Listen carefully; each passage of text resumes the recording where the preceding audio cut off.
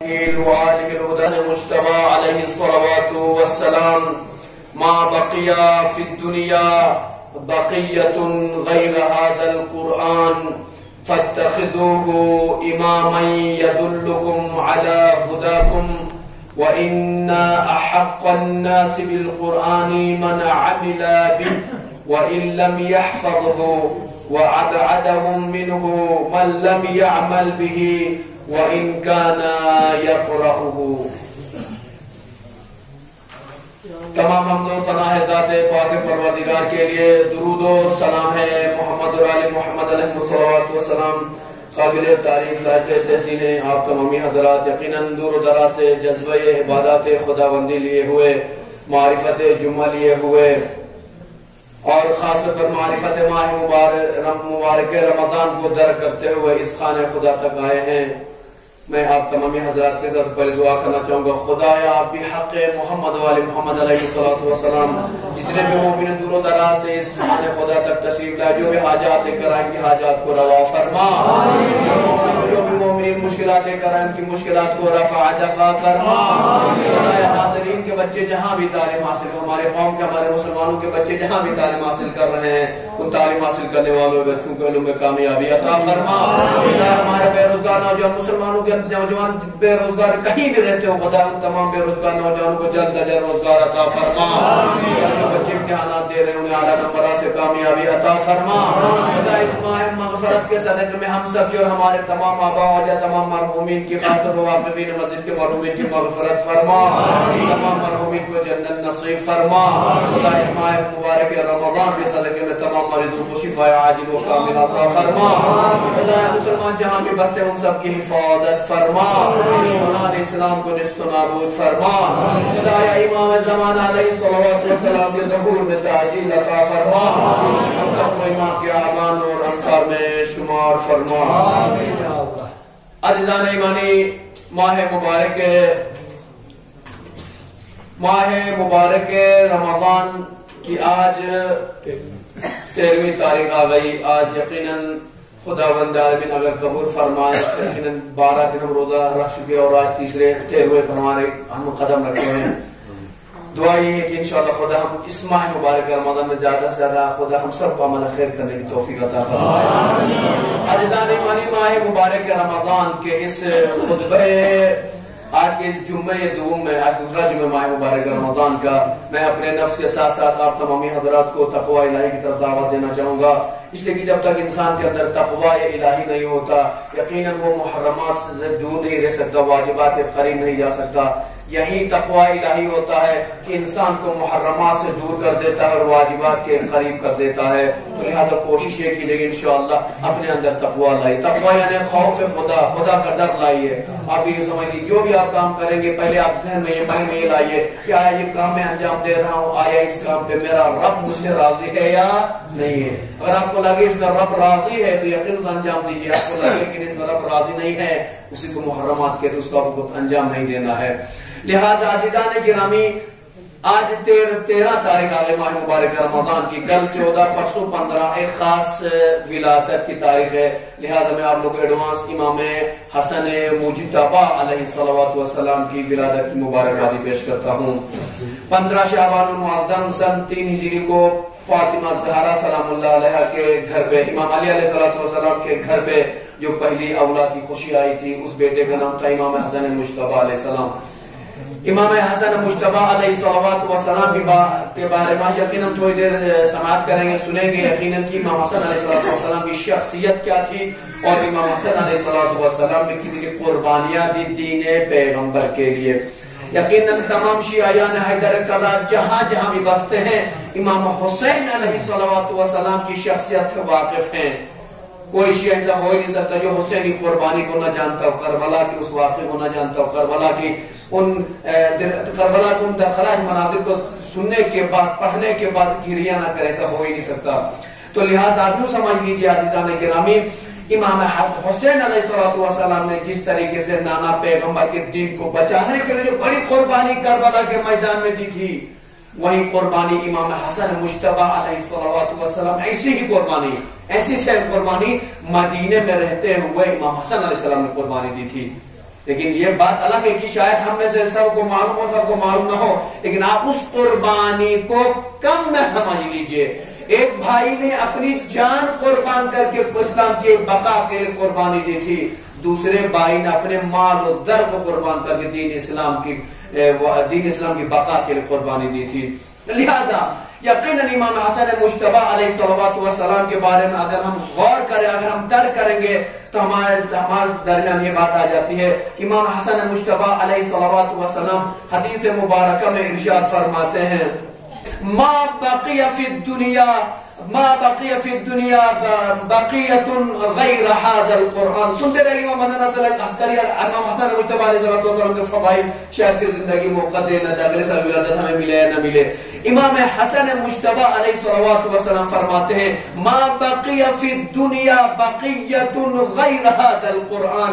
یہ دنیا فانی ہے، ہم سب جانتے ہیں دنیا فانی میں کوئی باقی رہنے والا نہیں۔ کوئی انسان یہ غرور اور گھمنڈ اور تکبر میں اس طریقے سے نہ ڈوبے کہ انسان یہ سوچے کہ مجھے تو مرنا ہی نہیں ہے۔ فرعون جیسے آدمی جو خدایت کا دعویٰ کر سکتے ہیں اسے موت آ سکتی ہے، تو ہم اور آپ تو کون ہوتے ہیں؟ امام حسن مجتبی علیہ السلام فرماتے ہیں یہ دنیا فانی ہے، یہ دنیا باقی رہنے والی چیز نہیں ہے۔ اب اگر اس دنیا میں کوئی چیز باقی رہنے والی چیز ہے، اس چیز کا نام ہے قرآن مجید۔ سماعت کریں، کیونکہ ماہ مبارک رمضان ہے، یقیناً قرآن مجید کے نزول کا مہینہ ہے۔ امام فرماتے ما بقی فی الدنیا بقیت غیر هذا القرآن، اس دنیا میں کوئی بھی چیز باقی رہنے والی نہیں ہے۔ اگر کوئی ایک چیز باقی رہنے والی ہے تو وہ خدا کی کتاب قرآن مجید ہے، جو دنیا کے ختم ہونے کے بعد بھی قائم رہے گی، باقی رہے گی، کبھی فنا نہیں ہوگی۔ تو لہذا قرآن ہمیشہ باقی رہنے والا پیغمبر کا معجزہ ہے جو تا قیامت باقی رہے گا۔ لہذا اس سے بات یہ سمجھ میں آگئی ہم باقی رہنے والے نہیں ہیں، لیکن قرآن جو ہماری ہدایت کے لیے آیا ہے، خدا کی کتاب ہمیشہ باقی رہے گی۔ اس کے بعد امام فرماتے ہیں جب قرآن باقی رہنے والی چیز ہے، تا قیامت باقی رہنے والی چیز ہے، کبھی فنا ہونے والی چیز نہیں ہے، اس کے بعد امام فرماتے ہیں فَاتَّخِذُوهُ إِمَامًا، بس جب قرآن ہمیشہ باقی رہنے والی چیز ہے تو اسی قرآن مجید کو اپنے لیے امام قرار دو، یعنی قرآن مجید جو راستہ دکھائے اس راستے پر چلو۔ یہ دیکھیے ہم اور آپ کو 50 سال 60 سال 100 سال زیادہ رہنا ہے تو ہم 100 سال کا راستہ بتا سکتے ہیں۔ یہ قرآن مجید تو تا قیامت باقی رہنے والی کتاب ہے، لہذا یہ آپ کو جب راستہ دکھائے گا تو وہ راستہ دکھائے جس کی آپ کی عاقبت سمجھ جائے گی، دنیا تو سمجھ ہی جائے گی، ساتھ میں آپ کی عاقبت بھی سمجھ جائے۔ لہذا امام فرماتے ہیں فَاتَّخِذُوهُ إِمَامًا یدلکم علی ہداکم، یہی قرآن مجید تمہیں راہ راست اور صراط مستقیم کی ہدایت کرے گا۔ اس سے بعد یہ سمجھ میں آ گئی قرآن ہی ہے جو ہمیں تمام چیزوں سے منحرف ہونے سے بچا سکتا، صراط مستقیم دکھانے والا قرآن ہے۔ اس کے بعد امام علیہ السلام اس جملے پر میری جان قربان ہو جائے، امام فرماتے ہیں وَإِنَّ أَحَقَّ النَّاسِ بِالْقُرْآنِ من عمل به وَإِن لَّمْ يَحْفَظْهُ، امام فرماتے ہیں حق الناس علی القرآن، لوگوں کا قرآن کے اوپر حق یہ ہے کہ ان تمام قرآنی احکامات پر عمل کرے۔ حق قرآن یہ ہے۔ اب آپ نے دیکھنا ہے کہ آیا ہم قرآن کا حق ادا کرتے ہیں یا نہیں کرتے ہیں؟ صرف یہ نہ سمجھ صرف قرآن پڑھتے ہیں تو ہم حق ادا کرتے نہیں۔ امام فرماتے پڑھنا ہی حق ادا کرنا نہیں ہے، بلکہ اس کے احکامات پر جو ہماری ہدایت کی جو کتاب آئی ہے ان ہدایات پر، ان موعظہ پر، ان احکامات پر اگر آپ عمل کر رہے ہیں تو سمجھ لیجئے آپ قرآن کا حق ادا کر رہے ہیں۔ وَإِن لَّمْ يَحْفَظْهُ، ایک شخص قرآنی احکامات پر تو عمل کرتا ہے لیکن اس بندے کو 4-5 سورے کے علاوہ قرآن یاد ہی نہیں ہے، امام فرماتے تب بھی چل جائے گا۔ قرآن یاد نہ ہو چل جائے گا، لیکن قرآن پر احکامات پر عمل کر رہا ہوگا تو وہ قرآن کا حق ادا کر رہا ہے۔ اس کے بعد امام علیہ السلام فرماتے ہیں وَأَبْعَدَهُم مِّنْهُ مَن لَّمْ يَعْمَلْ بِهِ وَإِن كَانَ يَقْرَأُهُ، امام حسن مجتبی علیہ السلام فرماتے ہیں اور قرآن سے دور وہ انسان ہے جو قرآن تو پڑھتے رہتا ہے، قرات کرتے رہتا ہے، قرآن کی تلاوت کرتے رہتا ہے، لیکن من لم يعمل بھی، لیکن قرآنی احکامات پر عمل نہیں کرتا۔ ایک شخص ہے جس کو قرآن حفظ نہیں ہے لیکن قرآنی احکامات پر عمل کر رہا ہے. امام حسن مجتبی علیہ السلام فرماتے ہیں وہ گویا اس نے قرآن کا حق ادا کیا ہے. ایک شخص ہے جو قرآن کی تلاوت تو کرتے رہتا ہے, رات دن قرآن پڑھتے رہتا ہے لیکن قرآنی احکامات پر عمل نہیں کرتا ہے, تو یوں سمجھ لیجئے وہ قرآن کا حق ادا نہیں کر رہا, قرآن سے بعید ہے, دور ہے. لہذا جو بھی قرآنی احکامات پر عمل کرتا ہے, جو بھی کرتے ہیں وہ قرآن کے نزدیک ہیں, اور جو لوگ قرآنی احکامات پر عمل نہیں کرتے ہیں وہ قرآن سے دور ہے. لہذا عزیزان گرامی اس حدیث پر آج ہم گفتگو کریں گے. امام حسن مجتبی علیہ السلام نے جو ہمیں حکم دیا ہے قرآنی احکامات پر عمل کرنے کی ہدایت کی امام علیہ السلام نے. لہذا تمام مسلمانوں کے لیے رول ماڈل نمونہ ہے قرآن مجید. مسلمانوں کے فرقوں میں سے کوئی ایک فرقہ ایسا نہیں ہے جو یہ کہہ دے کہ قرآن میں کوئی تحریف ہے یا قرآن خدا کا کلام نہیں ہے. ہم ایسے کو مسلمان مانتے ہی نہیں ہے جو قرآن کی طرف انگشت نمائی کرے, جو قرآن کے خلاف میں زبان درازی کرے, ہم تو اس کو مسلمان تصور ہی نہیں کرتے ہیں. جس کی مثال پچھلے سال 2021 میں آپ نے دیکھا کہ وسیم ملعون نام کا کوئی شخص آیا تھا, لکھنؤ سے اٹھا تھا اور جس نے قرآن کے خلاف بولا تھا. آپ نے دیکھا پورے مسلمان جہاں ہندوستان میں بستے ہیں, نہ وہ کسی شیعہ سے تعلق تھا جن کا نہ سنی سے, بلکہ نہیں صرف نام مسلمان تھا. تمام فرقے جمع ہو گئے اور ہر ایک نے لعنت کیا اور ہر ایک نے اس کو بائیکاٹ کر دیا. آخر اس طریقے سے بائیکاٹ کر دیا, آخر انہیں دین اسلام چھوڑ کر بھاگنا پڑا. تو اس سے بات یہ سمجھ میں آتی ہے مسلمان سب کچھ برداشت کر سکتے ہیں لیکن قرآن کے خلاف ایک حرف برداشت نہیں کر سکتے ہیں. قرآن کے خلاف اگر آپ قرآن کی طرف ایک انگشت نمائی کریں گے مسلمان اس چیز کو برداشت نہیں کر سکتے ہیں. مسلمانوں کی جان ہے قرآن, مسلمانوں کی عزت ہے قرآن, مسلمانوں کی آبرو ہے قرآن, مسلمانوں کا وقار ہے قرآن, مسلمانوں کے لیے ہدایت کے لیے اترا ہے قرآن, مسلمانوں کا امام ہے قرآن, راستہ دکھانے والا ہے قرآن. لہذا یقیناً کوئی مسلمان سے خلاف سوچ بھی نہیں سکتا ہے. لہذا عزیزان گرامی امام حسن مجتبی علیہ السلام کی حدیث بیان کر رہا تھا. امام حسن مجتبی علیہ السلام اگر شخصیت پر دو چار نگاہ کریں گے, دو چیزیں یاد رکھیے گا. ایک تو امام حسن مجتبی علیہ السلام وہ امام ہے جس کو پیغمبر اکرم صلی اللہ علیہ وسلم نے اپنے بیٹے کا لقب دیا ہے. جب قرآن مجید میں مباہلے کا واقعہ پیش آیا تو اس وقت امام پیغمبر اکرم صلی اللہ علیہ وسلم نے جب حکم ہوا تو قل آپ یا پیغمبر آپ ان سے کہہ دیجئے کہ آپ اپنے بیٹوں کو لے کر آئیں, ہم اپنے بیٹوں کو لے کر آئیں, آپ اپنے عورتوں کو لے کر ہم اپنے عورتوں کو لے کر آئیں گے. وانفسنا وانفسکم, اپنے نفسوں کو ہم اپنے. اس وقت تاریخ گواہ ہے, تمام شیعہ سنی کتابوں میں آپ کو ایک چیز ملے گی, ہر فرقے کی کتاب آپ دیکھ لیجیے, کتابوں میں دیکھ لیجیے, سنی باتیں نہیں, میں سنی باتیں نہیں مانتا, کتابوں میں دیکھ لیجیے آپ کو ملے گا جب پیغمبر کو حکم ہوتا ہے کہ آپ اپنے بیٹوں کو لے کر, ہم اپنے بیٹوں کو لے کر آ گئے. تاریخ گواہ ہے, مسلمانوں کی تاریخ کا, شیعوں کی تاریخ گواہ نہیں, مسلمانوں کی تاریخ گواہ ہے. پیغمبر اکرم صلی اللہ علیہ وسلم ایک ہاتھ سے امام حسن کو پکڑے ہوئے تھے, ایک ہاتھ سے امام حسین علیہ السلام کو پکڑے ہوئے تھے. لہذا پیغمبر کے فرزند ہیں امام حسن علیہ السلام. لہذا امام حسن مجتبی علیہ السلام کی جب ولادت ہوئی ہے, پہلے نواسے کی ولادت ہوئی ہے, پیغمبر صلی اللہ علیہ وسلم کی خوشی کا کوئی ٹھکانہ نہیں تھا. پیغمبر بذات خود فاطمہ زہرا کے گھر تشریف لائے. گھر تشریف لانے کے بعد فاطمہ زہرا سلام اللہ اور امام علی علیہ السلام کو اس فرزند نومولود کی مبارکبادی پیش کرتے ہیں. لہذا امام حسن وہ ہے جس کو پیغمبر نے بذات خود آ کر ولادت کی مبارکبادی پیش کی ہے. امام حسن مجتبی علیہ السلام کہتے ہیں پیغمبر اکرم صلی اللہ علیہ وسلم نے حدیث مبارکہ میں ارشاد فرمایا جو شخص حسن و حسین کو دوست رکھتا ہے وہ مجھے دوست. امام حسن کی شخصیت کو سمجھ لیجئے مسلمان, کون ہے امام حسن علیہ السلام, کون ہے ہمارے دوسرے امام حسن مجتبی, کون ہے, سنتے رہیے. پیغمبر فرماتے ہیں جو شخص حسن و حسین کو دوست رکھتا ہے وہ مجھے دوست رکھتا ہے, اور جو شخص ان سے کینہ رکھے گویا اس نے مجھ سے کینہ رکھا ہے, گویا اس کو دشمن بنائے, مطلب پیغمبر کو دشمن بنایا ہے. لہذا اس کے علاوہ اور ایک مقام پر امام فرماتے ہیں الحسن والحسین سیدہ شباب اہل الجنہ.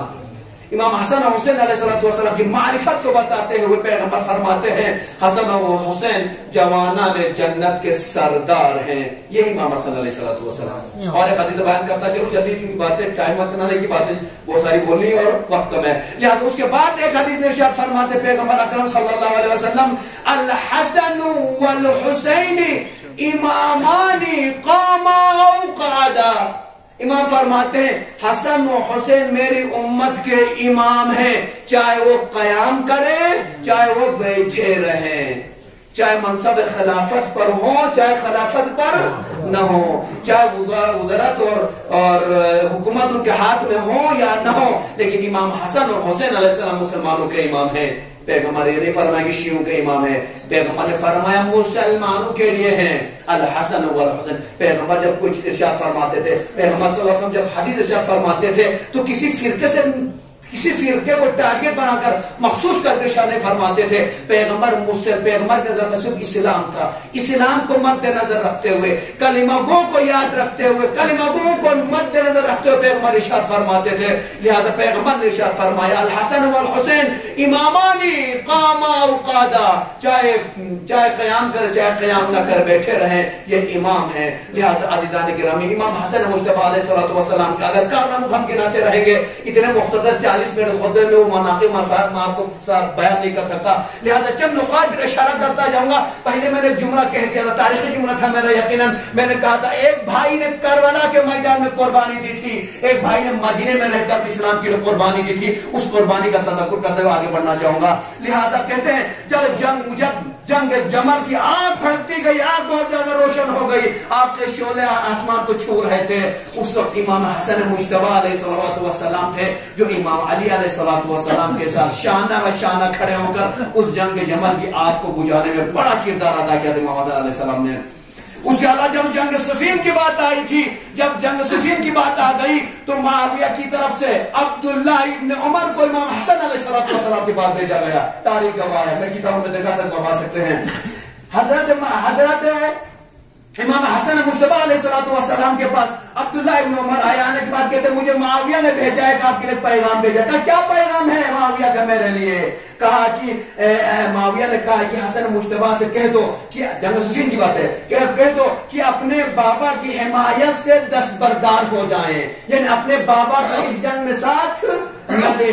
اگر دستبردار ہو جاتے ہیں تو ہم خلافت آپ کو واگزار کر دیں گے ہم خلافت آپ کے حوالے کر دیں گے. اس جملے پر غور کیجیے گا. اگر آپ اپنے بابا کی نافرمانی کریں گے اگر آپ اپنے بابا کو اگنور کر دیں گے ایکسپٹ نہیں کریں گے قبول نہیں کریں گے چھوڑ دیں گے ان سے دور ہو جائیں گے ہم آپ کو خلافت دے دیں گے. لالچ دیا جا رہا تھا لیکن امام اس کے بعد معاویہ جو فرمان بردار کہہ رہا تھا حضرت عبداللہ بن عمر کہہ رہا کہ اس کے بعد امام حسن مجتبی علیہ السلام تعجب کرنے لگے جب خلافت کا آفر کیا گیا تعجب کرنے لگے. اس کے بعد کہتے ہیں کہ معاویہ نے کہا ہے کہ چونکہ قریش کے بہت سارے لوگوں کو امام علی نے شہید قتل کر دیا ہے لہذا قریش کو غصہ آپ کے بابا پر ہے. اگر آپ بابا سے دستبردار ہو جاتے ہیں تو قریش کے لوگ آپ سے محبت کرنے لگیں گے آپ کو خلافت بھی دے دیں گے. لہذا بابا سے دستبردار ہو جائیے. اللہ اکبر. قربان ہو ہماری جان امام حسن مجتبی علیہ السلام پر. اس جملے پر امام فرماتے ہیں قریش کی تمنا کیا تھی عبداللہ بن عمر قریش کی تمنا یہ تھی کہ پرچم اسلام سرنگوں ہو جائے اسلام کا نام دنیا سے مٹ جائے کلمہ پیغمبر توحید الہی دنیا سے ختم ہو جائے. اس کے لیے وہ حربیں استعمال کر رہے تھے.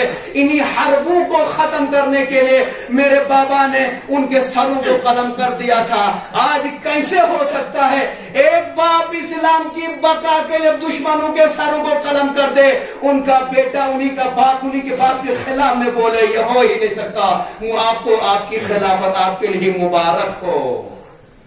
یہ قربانی امام حسن علیہ السلام کی خلافت کا آفر دیا گیا امام نے قبول نہیں فرمایا. اس کے بعد اب آئیے جب امام علی علیہ السلام کی جب شہادت ہو گئی ہے سن 40 ہجری ماہ مبارک رمضان میں سن 41 ہجری کے سال آیا ہے. امام علی کے بعد امام حسن علیہ السلام حکم پیغمبر امام دوم ہو گئے تھے، لہذا اس وقت پھر مدینے میں آگ لگی، مسلمان منتشر ہو گئے، متنفر ہوتے گئے، اس طریقے سے اس زمانے میں بھاگ دوڑ معاویہ کے ہاتھ میں تھی۔ اور یقیناً آپ نے دیکھا، تاریخ آپ پڑھتے ہیں، مجھ سے زیادہ تاریخ کا علم رکھتے ہیں، آپ نے دیکھا ہوگا اس وقت اس طریقے سے مدینے کے حالات بگڑتے گئے کہ جب بھی کوئی سنتا تھا کہ یہ علی کا چاہنے والا ہے، انہیں فوراً قتل کر دیا جاتا تھا، سر قلم کر دیا جاتا تھا۔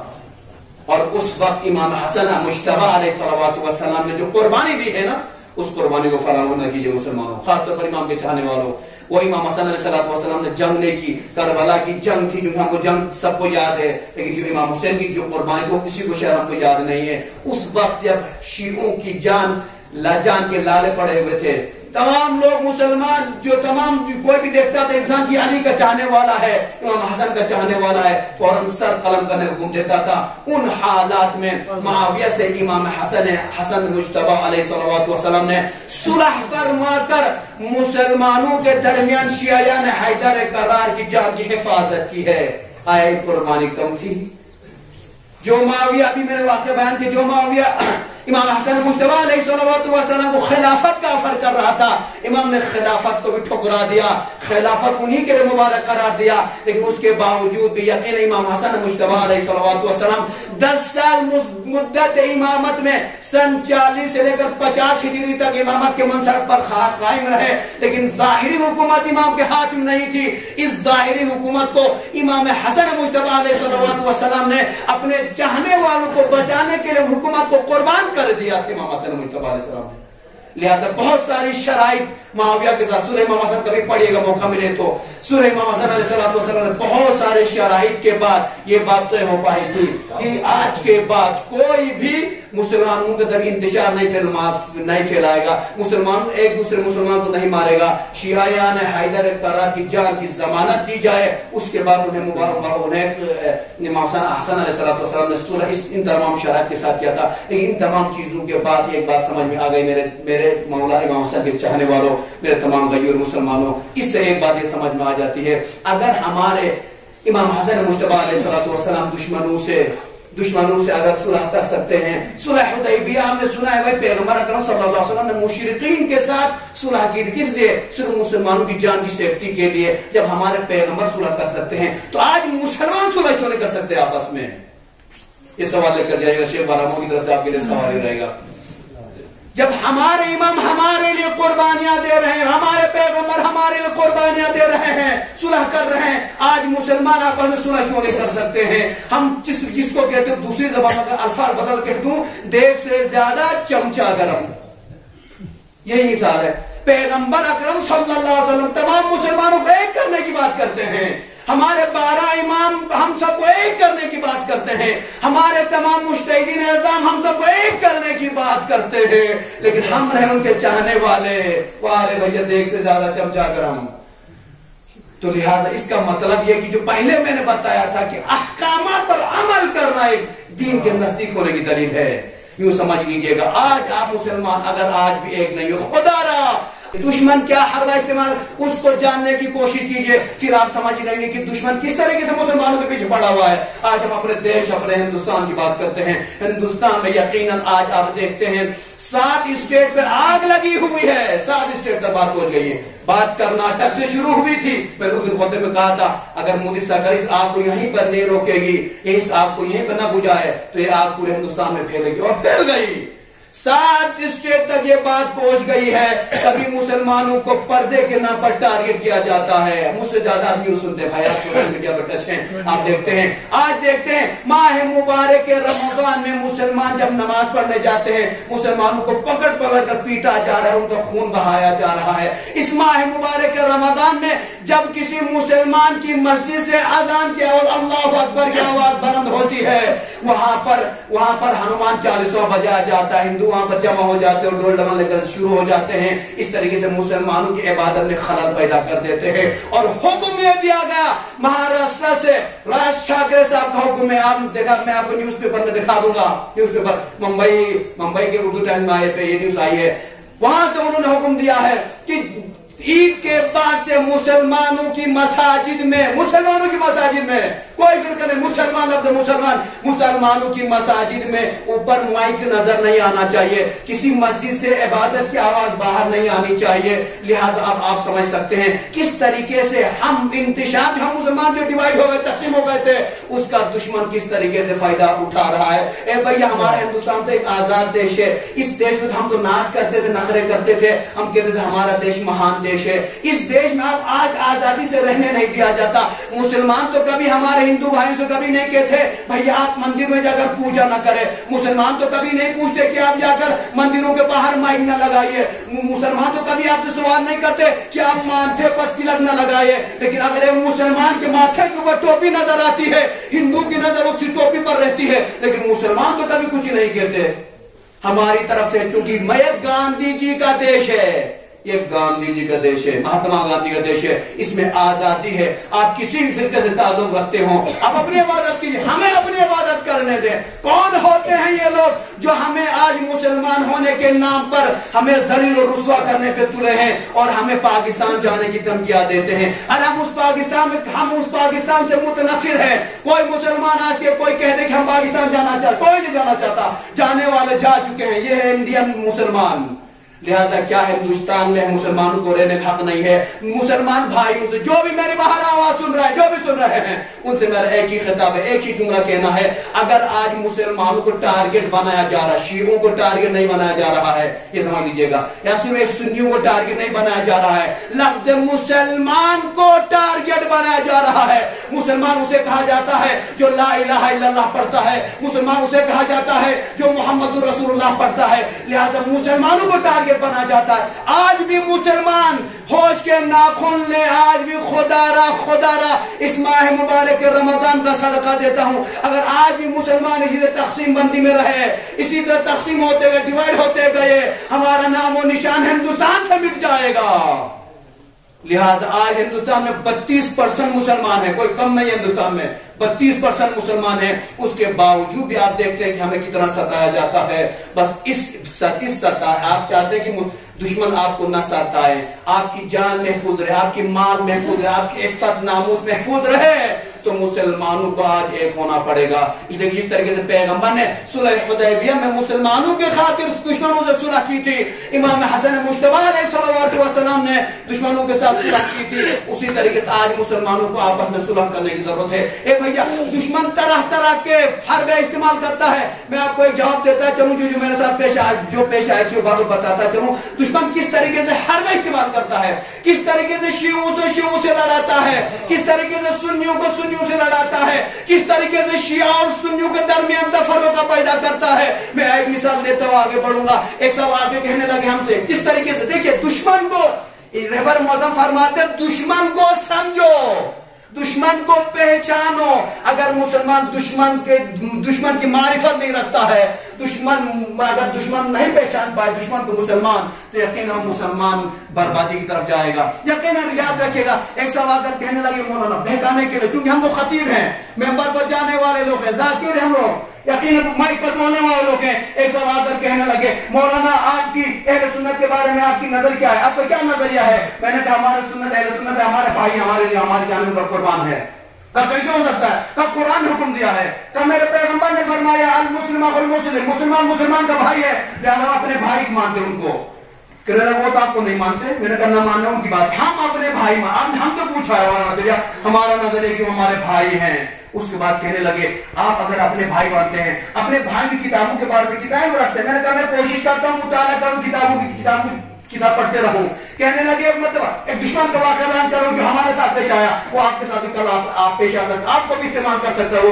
कहने लगे आप सही मुस्लिम के बारे में रखते हैं, हमारे अहले सुन्नत भाइयों के किताब सही मुस्लिम कौन मोतबर किताब नजदीक तो उस पर क्या रखते हैं, रखते हैं, हम पढ़ने की कोशिश करते हैं, हम बहुत पढ़ते हैं, उसे पढ़ते हैं, यकीन पढ़ते हैं। कहने लगे आप मुझे उसकी बात और डिटेल बता सकते हैं। तो हमने उनसे जो डिटेल बताई थी मैं आपको बताता चलूं, वो बात बताऊं कि वो चाहता क्या था।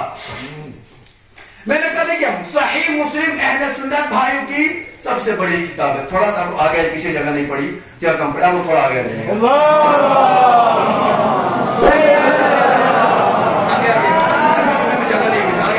मैंने कहा मोहम्मद बिन کتاب ہے صحیح البخاری، اہل سنت بان کی سب سے معتبر کتاب. کہنے لگا صحیح، میں نے کہا صحیح بخاری کو، کہنے لگا اس میں ڈیٹیل بتائیے. میں نے کہا صحیح بخاری مسلمانوں کی وہ کتاب ہے جس کے اندر 97 کتابیں پائی جاتی ہے. سنتے رہیے میرے دوستوں، 90 دشمن کا حرم میں آپ کو بتانا چاہ رہا ہوں. میں نے کہا اس کے اندر 97 کتابیں ہوا کرتی ہیں. پھر میں نے کہا اس 97 کتابوں میں 3450 باب ہیں، الگ الگ باب. سنتے رہیے، کبھی کتابوں پڑھیے، مسلمانوں کی کتاب پڑھیے، ہم تو مسلمان ہیں، سب کی کتابیں ہیں، پڑھیے. میں نے کہا اس میں 3450 باب ہیں، 97 اس کتاب کے اندر کتابیں ہیں. اور اس کے اندر حدیثیں کتنی ہیں؟ میں نے کہا اس کے اندر حدیثیں 7275 حدیثیں اس کتاب کے اندر ہے. اگر ہم غیر تکراری کو الگ کر دیں گے تو 4000 بنتی ہے، اگر تکراری کو شامل کرتے ہیں تو 7275 حدیثیں ہیں. اس کے بعد کہنے لگے یہ کس زمانے میں ہے، یہ کس زمانے زندگی کرتے تھے امام بخاری؟ میں نے کہا امام ہادی علیہ السلام اور امام حسن عسکری علیہ السلام سے زندگی میں وہ زندگی کرتے تھے. کہنے لگے جب ان کے ہم عصر تھے تو ان کی کتنی حدیثیں موجود ہیں. سنتے رہے دشمن دھروا، ان کی کتنی حدیثیں؟ میں نے کہا میں تو کبھی نظر نہیں پڑی، ان سے کوئی روایت نقل نہیں کیے. کہنے لگا اچھا. پھر کہنے لگا آپ یہ بتائیے حضرت ابو ہریرہ اہل سنت ہمارے معتبر، اہل سنت ہمارے معتبر راوی ہیں، تو ان سے کتنی حدیثیں نقل ہوئی؟ سنتے رہیے میرے دوست مسلمانوں، کتنی حدیثیں نقل ہوئی ہیں؟ ہم نے کہا حضرت ابو ہریرہ سے 446 حدیثیں نقل ہوئی ہے. تب پیغمبر سے کتنے سال رہے؟ ہم نے کہا 2.5 سال رہے تھے. کتنے سال؟ 2.5 سال رہے تھے. کہا کتنی حدیثیں؟ میں نے کہا 446 حدیثیں آئی ہیں. کہنا حضرت عبداللہ ابن عمر سے کتنی ہیں؟ میں نے کہا 270 حدیثیں ہیں. کہنے لگا حضرت عائشہ سے کتنی حدیثیں نقل ہوئی ہیں؟ دشمن گھر کا کتنی حدیثیں نقل ہوئی ہیں؟ میں نے کہا حضرت عائشہ کی جو حدیثیں نقل ہوئی ہیں صحیح بخاری میں، اس میں 262 حدیثیں نقل ہوئی. تب پیغمبر سے کتنے سال رہی؟ ہم نے کہا پیغمبر کے ساتھ 9 سال 6 مہینہ حضرت عائشہ پیغمبر کے ساتھ زندگی کری ہے، ساتھ میں رہی ہے، اور ان 9 سالوں میں 262 حدیثیں نقل کی ہوئی ہیں. کہ ابو موسیٰ اشعری کتنے حدیثیں نقل ہوئے ہیں؟ میں نے کہا 57 حدیثیں. دشمن گھر کا 57 حدیثیں نقل ہو گئی ہیں. اس وقت حضرت انس سے کتنی روایتیں نقل ہوئی ہیں؟ ہم نے کہا حضرت انس سے 200 روایتیں نقل ہوئی ہیں. اس کے بعد کہنے لگا اچھی بات ہے مولانا، آپ کو کافی معلومات. میں نے کہا الحمدللہ. پھر کہنے لگا آگے بتائیں امام علی علیہ السلام سے کتنی حدیثیں نقل ہوئی ہیں؟ امام علی علیہ السلام سے کتنی حدیثیں نقل ہوئی ہیں؟ ہم نے کہا امام علی علیہ السلام سے 19 حدیثیں نقل ہوئی ہیں. 7275 حدیث میں 19 حدیثیں امام علی علیہ السلام سے نقل ہوئی. وہ کہنے لگے امام علی علیہ السلام پیغمبر سے کتنے سال رہے؟ ہم نے کہا اگر پوری ایج کو دیکھیں گے تو پیغمبر کی وفات تک پیغمبر کے ساتھ امام علی 33 سال رہے ہیں. فوراً کہنے لگے مولانا امام علی 33 سال پیغمبر کے ساتھ رہے ہیں اور 19 حدیثیں نقل کی ہے، اور حضرت ابو ہریرہ صرف 2.5 سال رہے ہیں، اس کی 440 حدیثیں نقل ہو گئی ہیں. تھوڑا میں چونکا گا، میں کہنا کیا چاہ رہا ہے. اس بعد کہنے لگے فاطمہ زہرا سے کتنی حدیثیں نقل ہو گئی ہیں؟ میں نے کہا فاطمہ زہرا سلام اللہ علیہا سے صحیح مسلم میں 1 حدیث نقل ہو گئی ہے. کہنے لگا کتنے سال فاطمہ زہرا سلام اللہ علیہا تھی؟ میں نے کہا فاطمہ زہرا 18 سال زندگی کری، 18 سال بابا کے ساتھ وفات پا گئی 2 مہینے چھوڑ کے، تو لہذا فاطمہ زہرا 18 سال بابا کے ساتھ رہی ہیں. کہنے لگے مولانا آپ یہ چیز نہیں سمجھ رہے ہیں، آپ مسلمانوں کو بھائی کہتے ہیں ہمارے اہل سنت بھائیوں کو، اور یہ دیکھ لیجئے فاطمہ زہرا پیغمبر کے ساتھ 18 سال رہی ہیں اور 1 حدیث نقل ہوئی 7000 حدیثوں میں، اور حضرت عائشہ صرف 9 سال رہی ہیں اور اس میں بھی 262 حدیثیں نقل ہو گئی ہیں. اب آپ سمجھ لیجئے، آپ تو بھائی مانتے، کیا وہ آپ کو بھائی مانتے ہیں؟ فوراً ہم سمجھ گئے ہمیں اختلافات کی باتوں پر ڈال رہا ہے. میں نے کہے بھیا ہمیں تو کوئی تکلیف نہیں اس بات پہ، اہل سنت بھائیوں کی کتاب ہے، کسی کی حدیث نقل کر دے ان کی نظر میں صحیح ہے، لہذا وہ کتاب مانتے ہیں، ان کی کتاب ہو نہ ہو، کسی کی حدیث ہو کسی کی حدیث نہ ہو، اس سے ہمیں کیا مطلب ہے، ان کی کتاب وہ بہتر جانتے ہیں. لہذا جب ہماری شیعہ قوم کو اعتراض نہیں ہے تو آپ کون ہوتے ہیں جو یہاں پر شیعہ اور سنی والا بیج بونے جا رہے ہیں اور اختلافات پیدا کرنے جا رہے ہیں؟ لہذا ڈانٹ ڈپٹ کے بھگانا پڑا. کہنے کا مقصد مسلمان یہ ہے، آپ کو تاریخی حوالے سے بھی لوگ حربہ استعمال کرتے ہوئے نظر آئیں گے، دنیاوی دستورات کے مطابق بھی آپ کو لوگ آپ پر حربہ استعمال کرتے ہوئے نظر آئیں گے، لیکن مسلمانوں کو جاگنے کی ضرورت ہے. ان حربوں کو سمجھ لیجئے. رہبر معظم فرماتے ہیں دشمن سے زیادہ دشمن شناسی آپ کے اندر ہونی چاہیے. جب آپ دشمن کو پہچانیں گے تو مسلمانوں کے درمیان جو اختلافات ہیں اختلافات بھی ختم ہوں گے. آج جو مسلمانوں میں بھائی چارگی کی کمی ہے وہ بھائی چارگی بھی آ جائے گا, اور مسلمان جو ایک دوسرے کو بھائی مانتے ہیں اور جو نہیں مانتے ہیں یقیناً وہ بھائی آپس میں ملیں گے, مشکلات کو دور کریں گے اور بھائی بھائی بن کر رہیں گے. اور میں اس خطبے کو یہیں پہ اختتام کرنا چاہوں گا, دعا کرنا چاہوں گا اور التجا کرنا چاہوں گا آپ سب سے, انشاءاللہ مل جل کر رہی ہے. مسلمانوں کو یہ جہتی کی ضرورت ہے. اگر مسلمان آج ایک نہیں ہوئے ہندوستان میں آپ کا نام و نشان ختم ہو جائے گا. دعا کرنا چاہوں گا خدایا بحق محمد علیہ محمد علیہ السلام ہماری اس قلیل سے ہمارے کو شرف قبولیت عطا فرما, زیادہ سے عمل خیر کرنے کی توفیق عطا فرما. زمانہ علیہ الصلوۃ والسلام کے ظہور میں تعجیل عطا. حسن مجتبی علیہ الصلوۃ والسلام ما بقي في الدنيا بقية غير هذا القرآن. بغیر مقدمے کی یقین بات کو شروع کرنا چاہوں گا چونکہ صرف 4 سے 5 منٹ ہمارے بچے ہیں. امام حسن مجتبی علیہ الصلوۃ والسلام فرماتے ہیں اس دنیا میں کوئی چیز باقی رہنے والی نہیں ہے, اگر کوئی ایک چیز باقی رہنے والی ہے تو لہذا وہ قرآن مجید ہے. لہذا قرآن کو امام حسن فرماتے ہیں اپنا امام بناؤ, اپنے لیے ہدایت کا راستہ اسی کو بناؤ, جو راستہ قرآن دکھائے اس راستے پر چلو. لہذا اسی قرآن چونکہ قیامت تک باقی رہنے والی کتاب ہے اور یہ ہدایت کی کتاب ہے تو مسلمانوں کو بھی چاہے کہ اس ہدایت والی کتاب سے بھرپور فائدہ اٹھائے, صرف پڑھنے تک محدود نہ رہیں بلکہ امام حسن مجتبی علیہ السلام فرماتے ہیں اس کے احکامات پر عمل کرنے کی کوشش کریں. عزیزان گرامی یقیناً دنیا کے حالات سے آپ بخوبی واقف ہیں. ہندوستان کے حالات پہلے خود نے بتا دیا, اب چلتے اپنے پڑوس ملک پاکستان کے بھی حالات تھوڑے سن لیتے ہیں. پاکستان کی سرزمین میں جہاں تک جب جتنی میری ایج اس اعتبار جہاں سے میری معلومات ہے, میری نظر میں ایک لیڈر آیا تھا جس کا نام تھا عمران خان.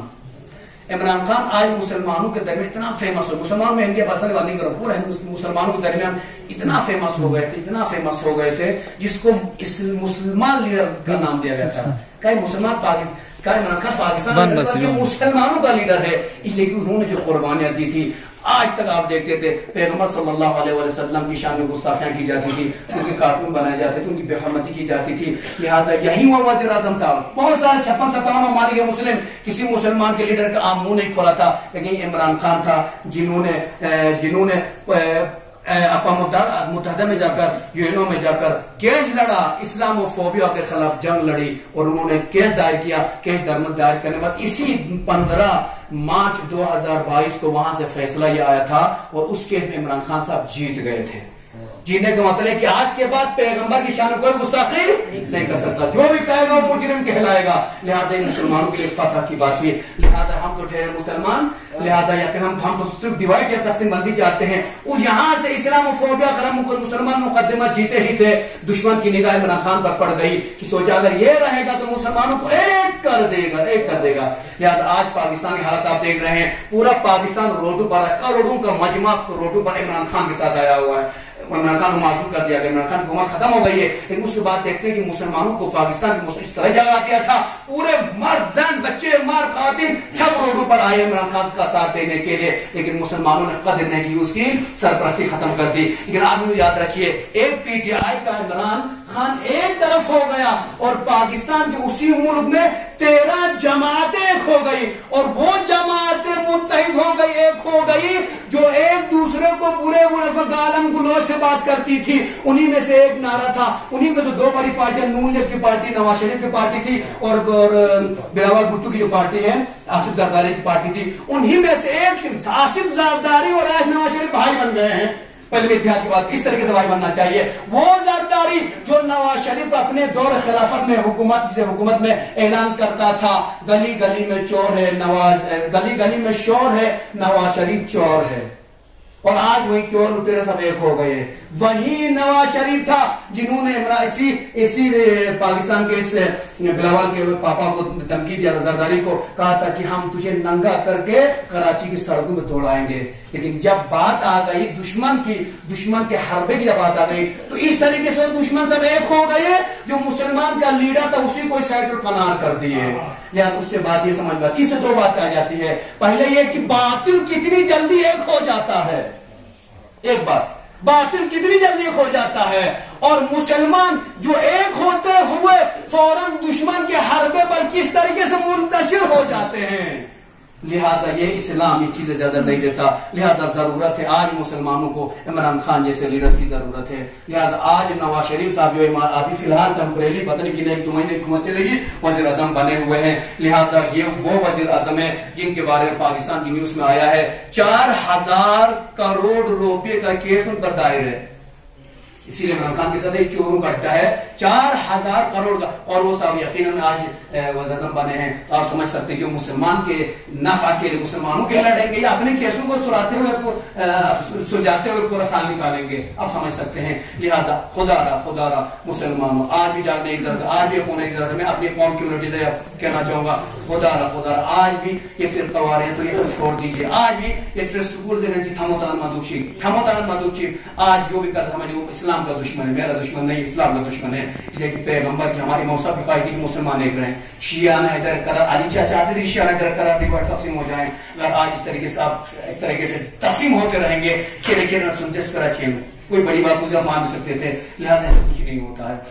کسی کو ضدی ولایت فقیہ کا دربہ دیا جاتا ہے, کسی کو کچھ اور دربہ, وہ نہیں ہوتا, ایسا نہیں ہوتا. آپ کتابیں پڑھیے. آپ کے مجتہدین رہبر معظم کو جتنا میں سنتا ہوں مجھے نہیں لگتا کوئی سنتا ہوگا. آغا ستانی سے میں خود اپنے کاموں مل کر اپنے کاموں سے سنی ہوئی بات اور سامنے لائیو دیکھی ہوئی اپنے مجھ سے جو خطاب کرتے فرمایا تھا کہ اختلافاتی باتیں نہ کرنا. اسی لیے میں کبھی اختلافاتی باتیں کرنے کی کوشش نہیں کرتا, لیکن مسلمانوں کو جگانے کی کوشش کرتا ہوں جو لوگ غلط کرتے ہیں. لہٰذا جو لوگ آج بھی جو کرنے کا جو ماحول اس ماحول یہاں لانے کی کوشش کرتے ہیں ہم انہیں کبھی اجازت نہیں دے سکتے. جب تک یہ شیخ بارہمو یہاں رہے گا اس چیز کی کبھی اجازت نہیں دے گا. لیکن شیخ بارہمو سنی سنائی باتوں پر عمل نہیں کرتا ہے, کتابی باتوں پر عمل کرتا ہے. امام علی علیہ السلام سے پوچھا مولا حق اور باطل میں کتنا فرق ہے؟ امام نے فرمایا 4 انگوش کا فرق ہے. ہاتھ اٹھاتے بھائیو رکھتے ہیں, کہتے ہیں کان سے سنی بات باطل ہے, آنکھوں سے دیکھی ہوئی بات صحیح ہے. رہبر معظم کی کتاب دیکھیے, میں کبھی نہیں چاہتا کہ آپ ڈیوائڈ ہو تقسیم بندی ہو جائے, لیکن آج جو کر جو ماحول خراب ہو گیا صرف کھیلے نا تھوڑی سی چیز چھوٹی باتوں کو ایک وہ شوشہ بنایا گیا.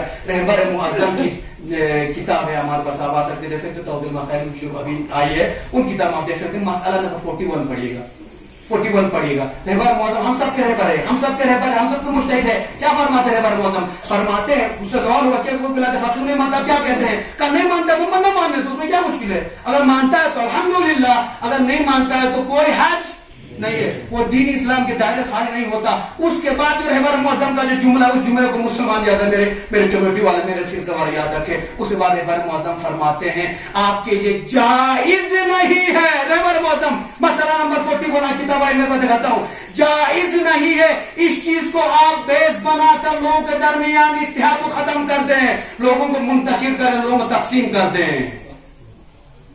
آپ آئیے کتاب میرے پاس ہے 41 مسئلہ نمبر پڑھیے گا. تو آپ رہبر کہتے ہیں جائز میں نی طرف نہ, اور ہم اسی میں تقسیم بندی کہتے ہیں. اب سستانی صاحب بولتے ہیں نی طرف نمو نے اجازت میں سنی و نمو اہل سنت نمو ہم ہوتا جب غلط کہنے تو اجازت ہی نہیں ہے, اور ہم کوشش کرتے کس طرح کی آگ لگانے کے لیے. تو لہٰذا ان فرقہ نہ ہمارے اماموں نے اجازت دی ہے, نہ ہمارے معصومین نے اجازت دی ہے, نہ ہمارے کسی پیغمبر نے اختلافات کی اجازت دی ہے, اور نہ ہمارے آج دوران حاضر کے مجتہدین میں سے کسی نے اجازت نہیں دی ہے. ہمیشہ ہمارے مجتہدین کا شیوا رہا ہے مسلمان ایک ہو جائے. اسی لیے میری جان قربان ہو, امام خمینی کو اس جملے کے اوپر فرمایا تھا, آج سے اتنے سال پہلے فرمایا تھا اگر مسلمان ایک ہو جائیں, امام خمینی اللہ تعالیٰ امام خمینی فرماتا اگر مسلمان ایک ہو جائیں اور ایک باٹی لے جا کر اسرائیل پر گرا دے, اسرائیل بہ جائے گا اس پانی میں. اتنا پاور ہے مسلمان, اتنے ہیں مسلمان, لیکن ہم آج صرف نام لیتے ہیں, عمل نہیں کرتے. یہی امام حسن علیہ السلام نے فرمایا قرآن کو صرف نہ پڑھو, قرآن پر عمل کرو. آج حدیث معصور نہ پڑھو, حدیث معصور عمل کرو. صرف مجتہد کا نام لے کر تقلید بعد مزے سے, بلکہ مجتہد کے فتوے پر عمل کیجیے. کوئی مجتہد نہ رہبر معظم آپ کو اختلافات کی اجازت دیتے ہیں, نہ عبداللہ ستانی اجازت دیتے ہیں, نہ مکارم شیعہ, کسی ایک مجتہد کا ایسا مسئلہ نہیں ملتا یا حکم نہیں ملتا جو کہتے ہیں نہیں جو بہانا پذیر ہے ہم تاجبون ڈیوائڈ ہو رہے, اس طرح کبھی نہیں کہتے ہیں. لہٰذا خدا ایک ہونے کی ضرورت ہے. ایک ہو جائے مسلمانوں, زندگی رہے نہ رہے خدا کو منہ دکھانا ہے, اماموں کو منہ دکھانا ہے. کل کو یہی مجتہدین کو ملاقات وہاں کو منہ دکھانا ہے. رہبر بھی کہیں گے, سٹائن صاحب بھی کہیں گے, امام خمینی کہیں گے, مخالف شرائع صاحب کہیں گے, وہی تقلید بسلمان ہے تبھی انہوں مدد کہتے جو نا فتویٰ جو الگ سے سب پھنسیں گے وہاں پہ. لہٰذا خدا چھوٹی چھوٹی چیزوں کو بحث نہ بنائیے, ان کو ختم کر کے اختلافات ختم کر دیجیے.